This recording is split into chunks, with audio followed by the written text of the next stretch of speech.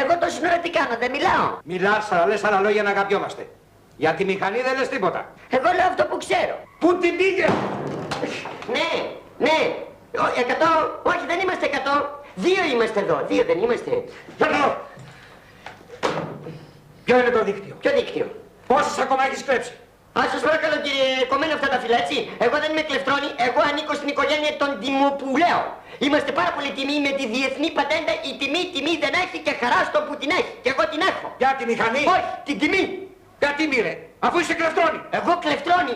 Ένας οικονομολόγος παντίου κλεφτρώνει. Σας παρακαλώ πάρα πολύ, με ξαναπείτε κλεφτρώνει, γιατί εδώ μέσα θα γίνει της ανάκρισης στο κάγκελο.